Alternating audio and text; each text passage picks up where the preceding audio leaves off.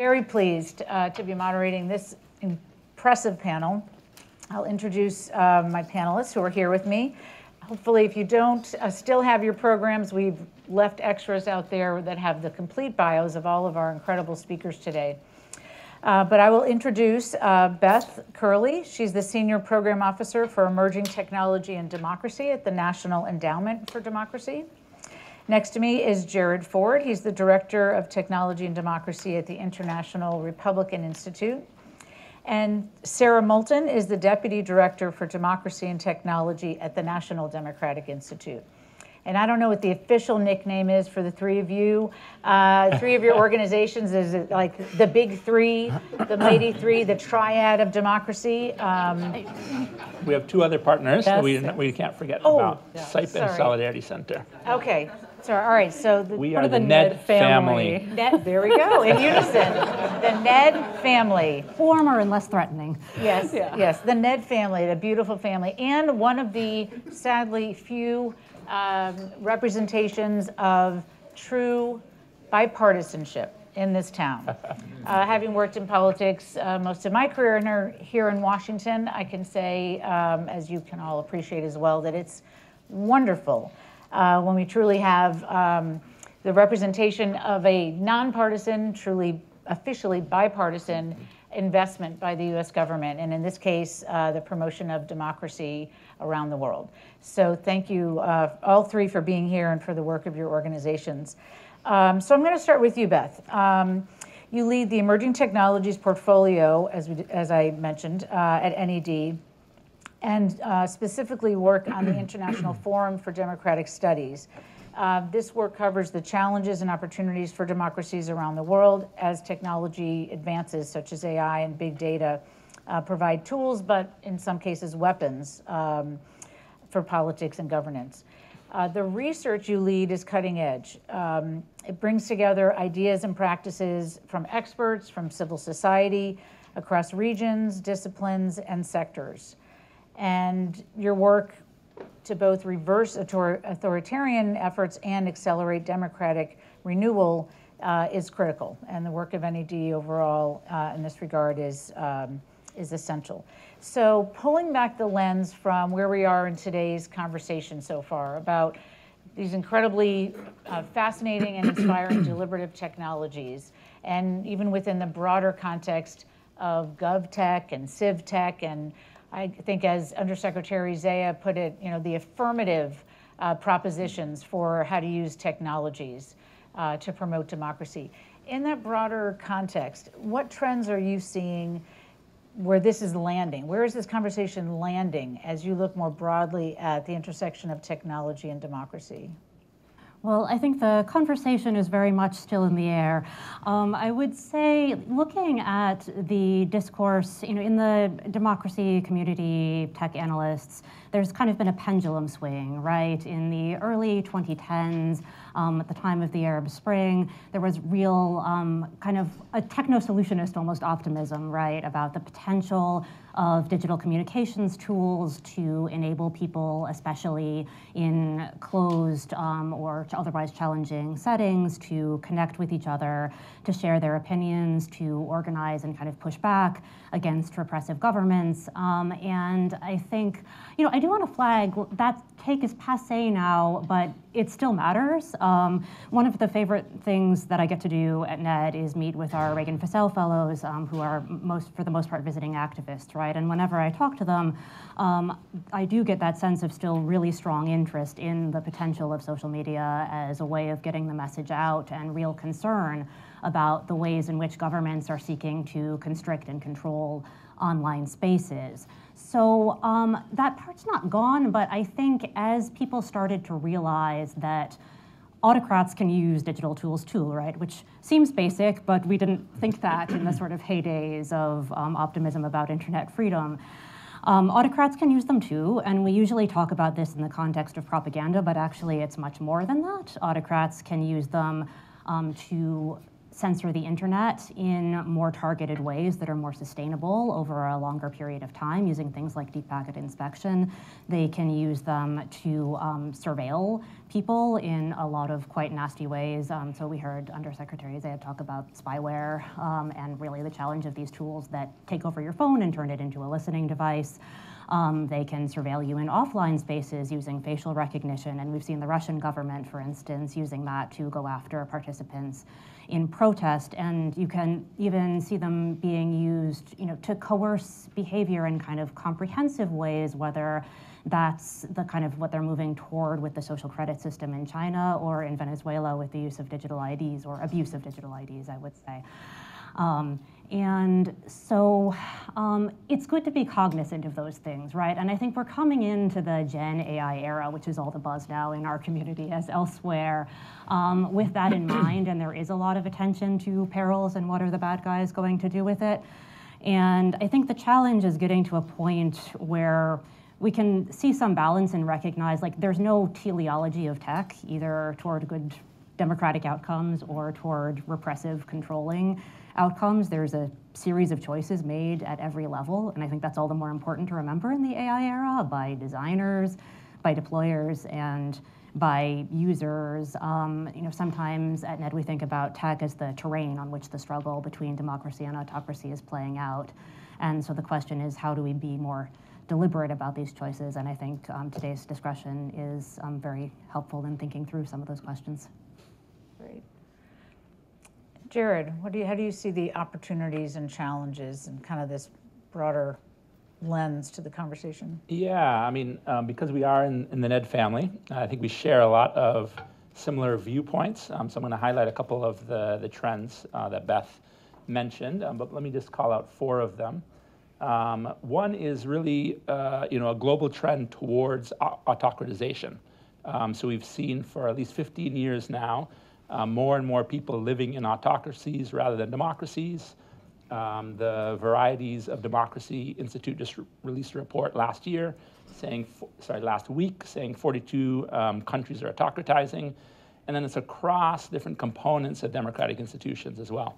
So freedom of expression has always been under attack and is really the most autocratizing element of their study, but also election integrity. So where election management bodies used to be relatively independent or somewhat protected, those are being undermined as well. So we're doing democracy assistance work, and we're looking at these technology platforms and digital ecosystems across a global trend of autocratization.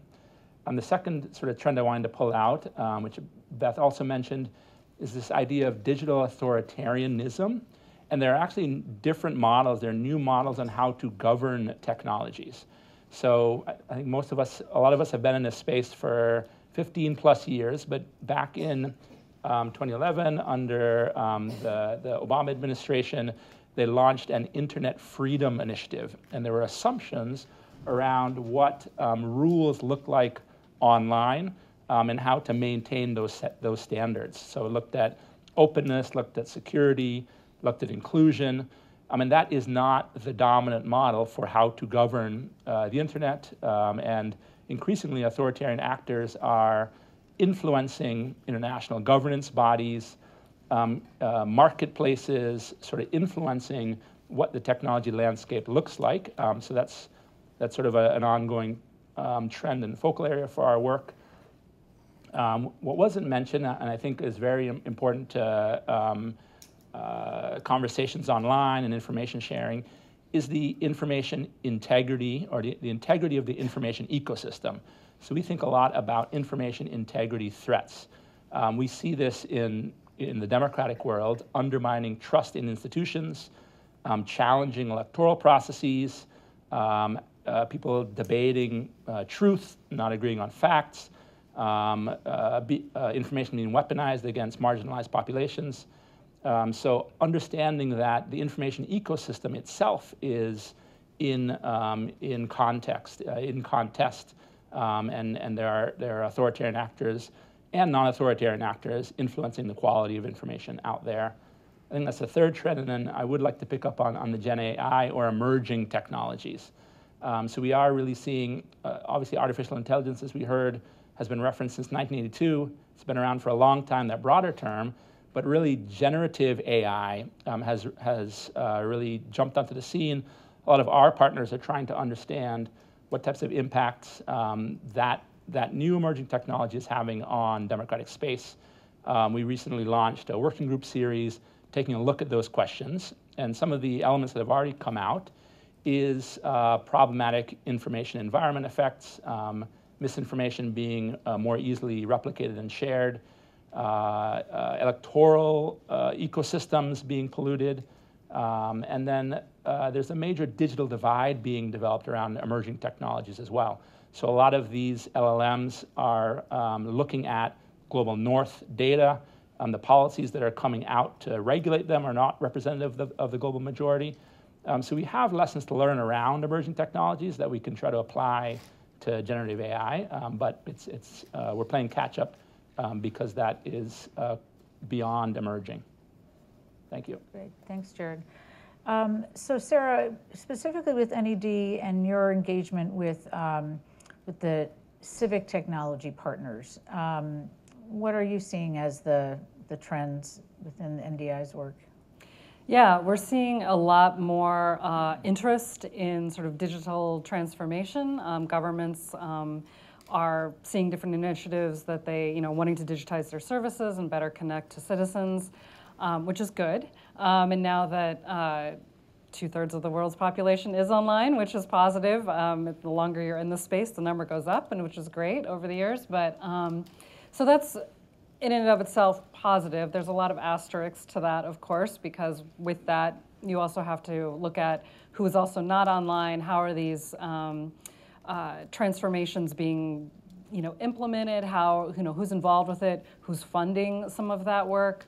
How are, privacy and security considerations being made? Are citizens able to actually use those?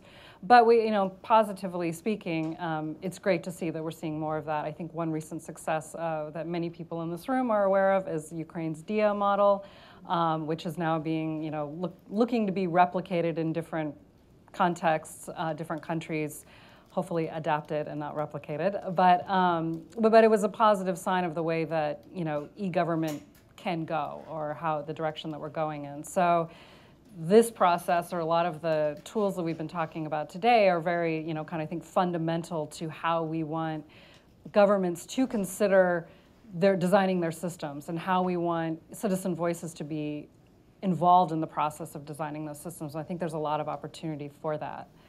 And just the other side note, it's not so much on civic tech as much, but because we've just mentioned a lot of very bleak things, the positive aspect as well, you mentioned the Reagan Fassel Fellows. We also, under the NED, funded the Open Internet for Democracy initiative, which has brought over 40 young digital rights leaders from around the world who are really passionate about digital rights in their contexts and their countries, and who are doing a lot of really great grassroots initiatives because they're excited about what they can do in their countries, and how do they better protect digital rights, or even do digital transformation work. So that's really, it's exciting to see, especially when you're sitting here in Washington and it feels bleak and sad sometimes. But yeah. Well, along those lines, whether it's through the research that happens at NED, and/or direct engagements that that your organizations have with ministries around the world, is there a sense where there are environments? Obviously, we've heard some examples today, some case studies specifically about deliberative technology, but whether it's Ukraine and the DIA example that some people may know of, or other countries, are you experiencing environments where affirmative, I'll just kind of use that broader category, affirmative technologies are being received well, and that deliberative technologies may have a foothold potentially? I can jump in on that one. Yeah, that's for any of you. Sure. Yeah. I think after we heard from the last panel, they actually made a couple of good points about what an enabling environment looks like for deliberative technology. So that's where I think I would share some points. IRI has supported not these specific technologies, but work in both Nigeria and Kenya for subnational governments and national governments to get citizens to provide feedback on policy. It's usually custom developed websites or apps, so it's not as replicable a solution as we would like, and there are probably better tools out there, but there are definitely places where there are a couple of different factors that I think need to be in place. One is there's assumptions around transparency and accountability. So for transparency purposes, you need to assume that there is government information being shared with civil society.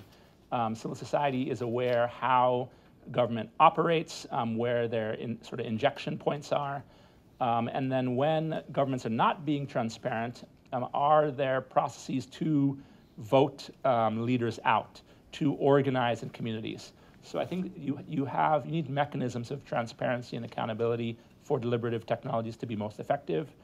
Assumedly, our organizations most often work in middle-income or low-income countries, so that then there are definitely needs or capacity around digital literacy or digital education, so how to either use a tool or to understand what information is being shared. Those are investments that organizations often need to make to have effective policy development or policy engagement processes. And then another point that we heard from the last panel is that these mechanisms don't exist on their own. So oftentimes you need to have community access to community leaders, spaces where people can participate that aren't necessarily digital, and then that's sort of a building block for this type of policy engagement. So I'll leave it there with those enabling factors. Yeah, I just maybe a couple of examples. I think with the deliberative technology tools, it's still kind of for us early stages. I mean, we're very interested in how do we expand the use, and we're very excited about that. And recently have written about it, but I'm also looking at my colleague Lauren over here because we recently worked with her team on environmental governance and different governments, Jordan, Bosnia, Georgia, Tunisia, who are interested in improving transparency or improving public sort of contribution and consultation on issues of environmental governance. And it may not necessarily be through a deliberative democracy tool at this moment, but I think that there's an opening for that, and you're starting to see government's interest in that. But I will also say that we shouldn't just look at national governments. We really should be looking at municipalities as well, because I think you can get maybe more traction in a smaller setting, and it's less sort of scary, if you're doing it at a local level.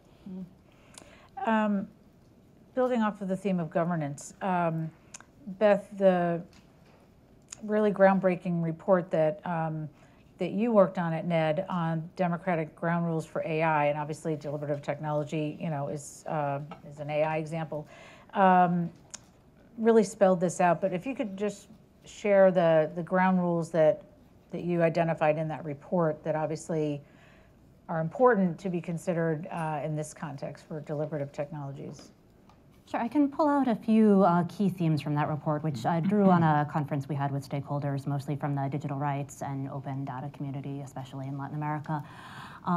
So I think some of these ground rules, are going to be similar to ground rules that you would think of for civic tech in general, and will be familiar to those on the other side of me.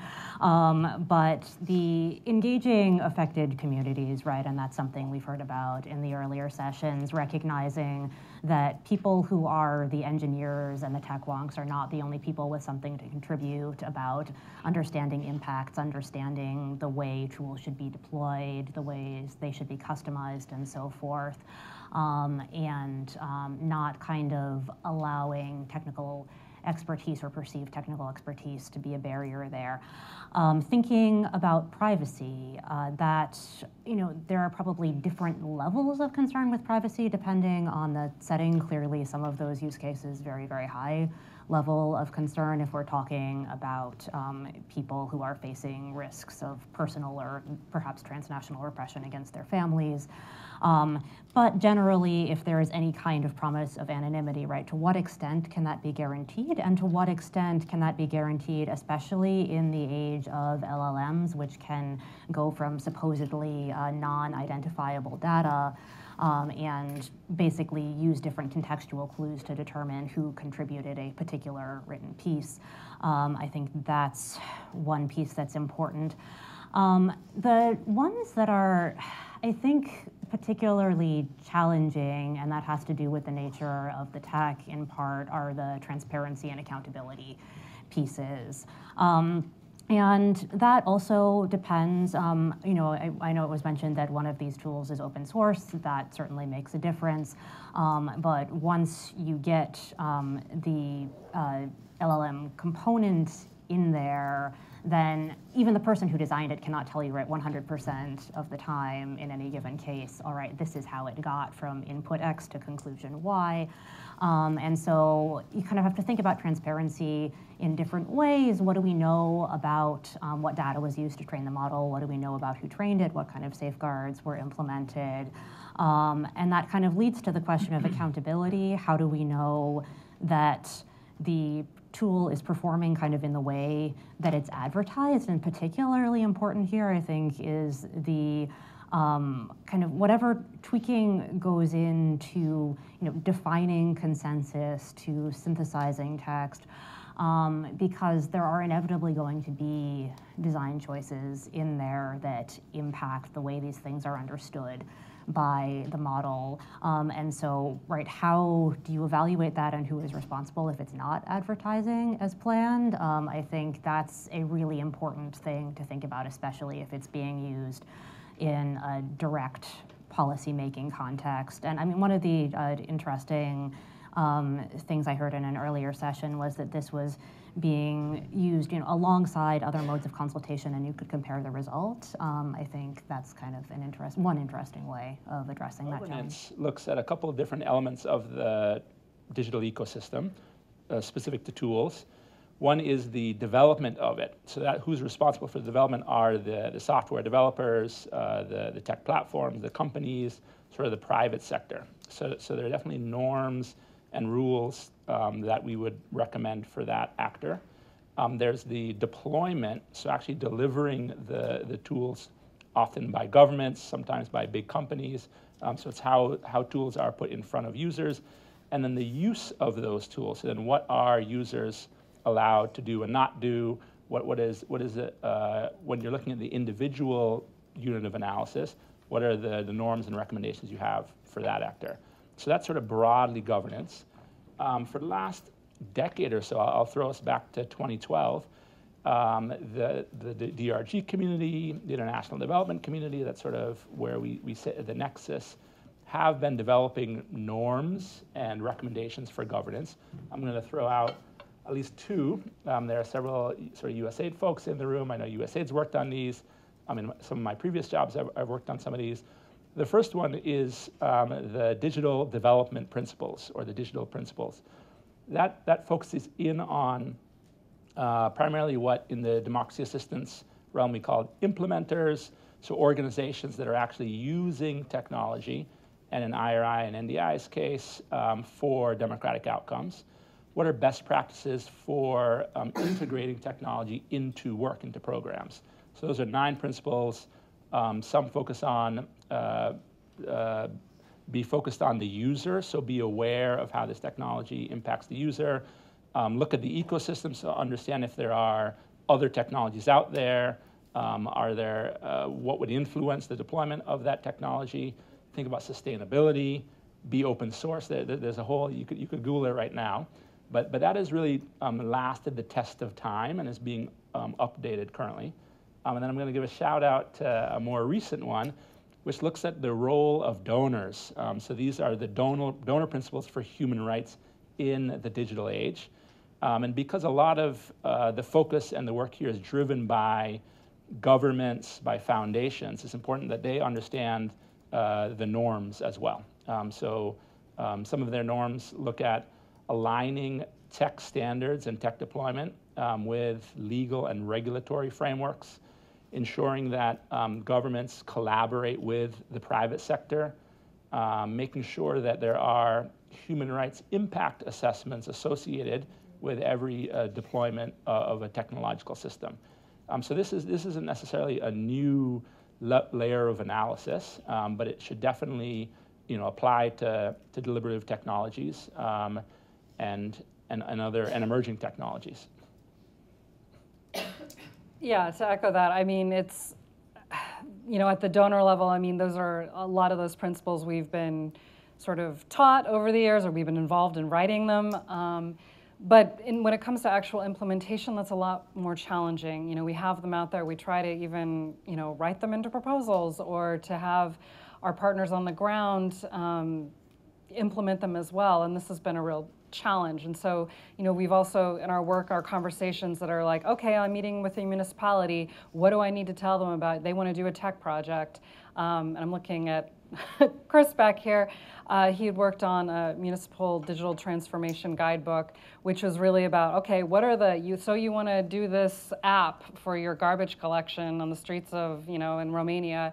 What do you need to do to actually do that properly? So you're thinking through, the 50 different considerations to do that properly, which is applicable to pretty much any technology project out there. And I guess this is as good a time of any to also plug the fact that our approach at NDI is very much any technology tool or approach using human-centered design as part of that before you decide to deploy anything. So even if it were a deliberative democracy tool like any of these, that we've gone through a process of meeting with the users and talking through it, creating personas, doing interviews, stakeholder interviews, piloting, testing our assumptions, just because there's a graveyard of dead technology tools out there that we've all probably been part of. Opportunities through technology, or is it more on defense, where you really are hearing more and more about authoritarian, repressive, abusive uses of technology, just to kind of give all of us a sense of all the work that you manage and all the different parts of the world that you're tracking, kind of where is the balance? Is it 50-50, like it's just about breaking even? No. It's hard to give an overall answer to that, because I think different organizations and even different units within different organizations are going to have a different balance there, right? So for instance, if you're working in a closed country, then sort of digital self-defense, circumvention, VPNs, digital security, that's really going to be at the top of your radar, the space to be thinking. You're clearly not going to be working with the government to implement municipal governance platforms, and the space to be doing some of this deliberative stuff is smaller and more challenging. Although, I mean, again, when you think about diaspora communities, for instance, there are opportunities. And then if you look toward, so we do not work in kind of fully established democracies that have been democratic for a long time, where some of the where the lowest hanging fruit in terms of implementing some of these platforms, right, might lie. But when you get toward the younger but doing pretty good democracies, then I think you have more space to start thinking about some of these positive projects. In the forum, we spend a fair amount of time tracking authoritarian risks. That's kind of a particular danger that we have been focusing on across the different platforms that we focus on, right? So tech, but also information integrity, transnational kleptocracy, and so forth, kind of seeing this as different facets of the same challenge. Over on the development side, they would only be looking at applications of civic tech. So it's hard to say, like, from the point of view of where the community is, what the balance is.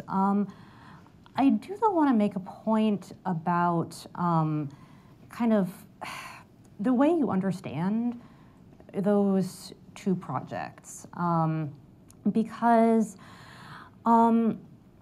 it's tempting to sort of break this down into, okay, there are certain technologies that are democratic and certain technologies that are authoritarian, and you can spend your time sort of worrying about the one or the other, or about, technologies from a certain country versus technologies from another country, which again is a piece of it, but like the conversation can't stop there, because actually, so for instance, if I take as an example, surveillance technologies we think about, and in my portfolio I have looked at as authoritarian risks, deliberative technologies we tend to think about as kind of having inherent democratic potential.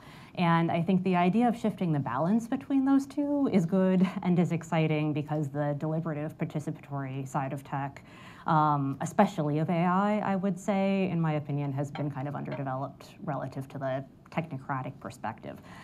And yet, even in a democratic setting, right, there are things for which we kind of accept a certain degree of surveillance, some level for public security in all of our consumer tech. And there are really positive civic uses. So for instance, using satellite photos to monitor environmental issues, or using predictive AI to identify corruption risks in government. And then on the other hand, when you have deliberative tech that is maybe designed in such a way as to steer people toward a regime-sponsored consensus that itself can end up being an authoritarian tool, even though it bills itself as a way of enabling participation if it becomes a way to keep participation within established guardrails. So I think the goal ultimately, right, it's not, these are two sides of the same coin. It's identifying a democratic digital model. And that's part development and it's part guardrails, and you can't separate the one from the other. Yeah. So, Amen. So the Democracy Summit, third Democracy Summit, is next week, or starts over the weekend. And each of you, your organizations, directly or indirectly, is playing a big role there. Do you have any expectations in terms of the conversation around technology, which I know is appearing on some of the programming that we're able to see for the agenda, but in terms of setting expectations at the kind of ministerial level, or any grand announcements that that we might be able to anticipate, are there any tea leaves you can read for us on what to expect at the Democracy Summit? You guys are going.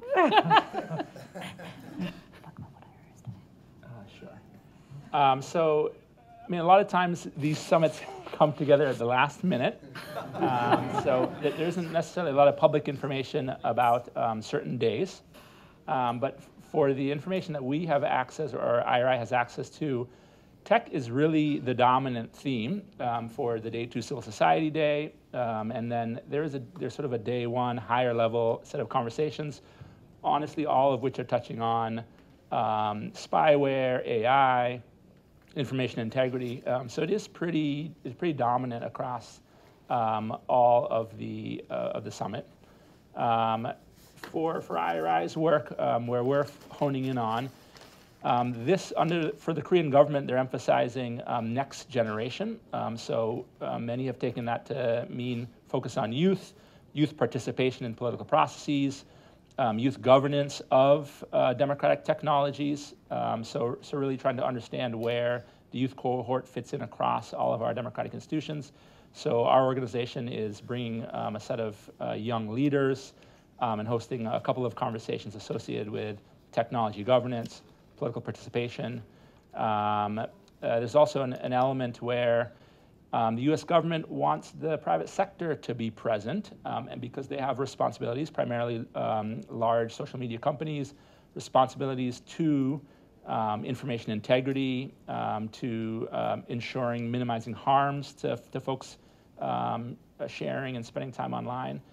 So there are a couple of dialogues that IRI and others will be in with the tech sector as well. I think what we might hope to come out of a summit is a series of commitments, and then it's really trying to prioritize what those commitments are.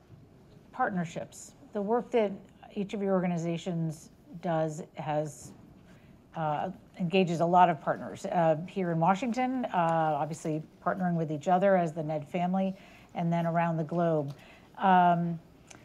Specifically, the University of Notre Dame and our Keough School of Global Affairs is very invested, and increasingly going to be, as we'll hear after our session, in issues of democracy and good governance globally. We have within the Keough School our Kellogg Institute for International Studies, which for decades has been doing incredible scholarship on governance issues.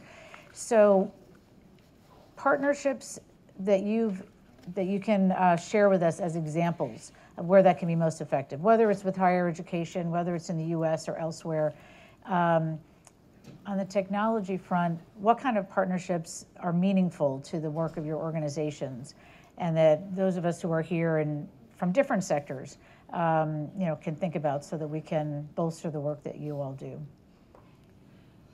I can start. I mean, one of the advantages that universities have, obviously, is access to a large research cohort of individuals that we don't necessarily have the capacity to do because, we're practitioners. And so we've definitely benefited in the past, at least on our team in particular.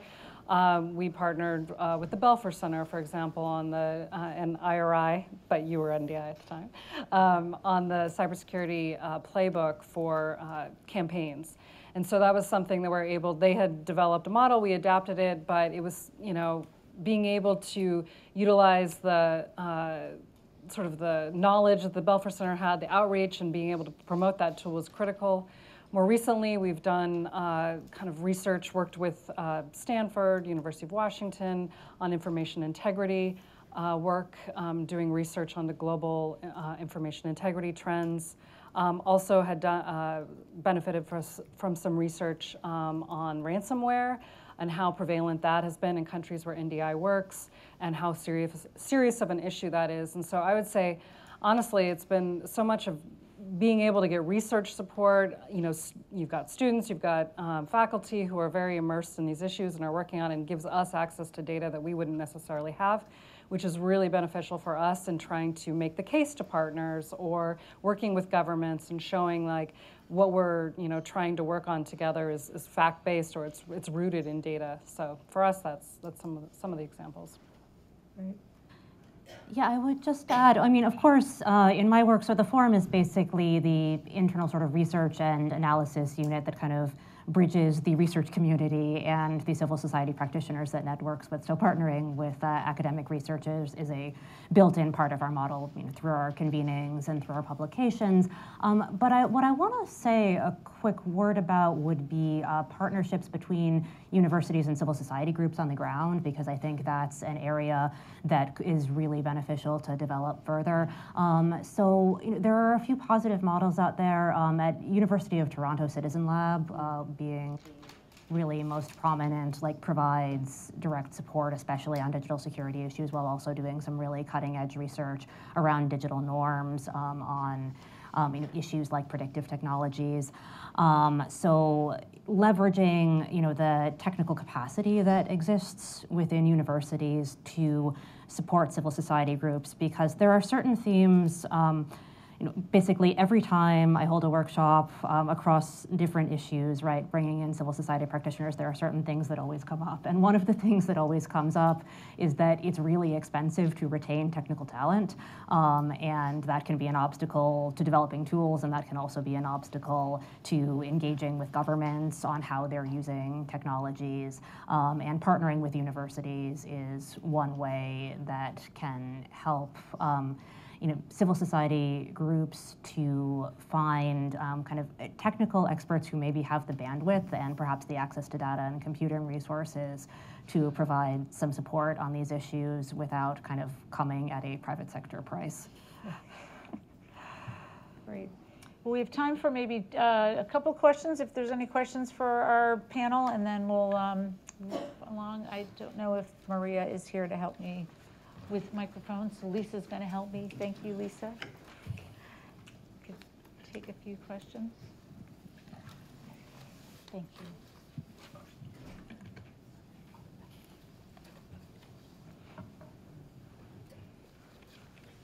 Thank you. Hi, Anand Verghese at DAI, leading our digital center. A lot of what the worry around advancing authoritarianism or diminished democratization around the world has to do with the kind of mechanics of democracy around elections or closing civic spaces or targeting of activists. It seems to me that lots of authoritarians or would-be authoritarians are also trying to shift narratives, perhaps in more nationalist ways, perhaps trying to vilify religious minorities, sexual minorities, etc. I'm thinking of my home country in India. I'm thinking of Poland, wherever, the spectrum is quite wide. What is your sense of the role of technology in all of that? And what, if anything, are we able to do, or in your positions as democracy promoters, able to do to counter that trend?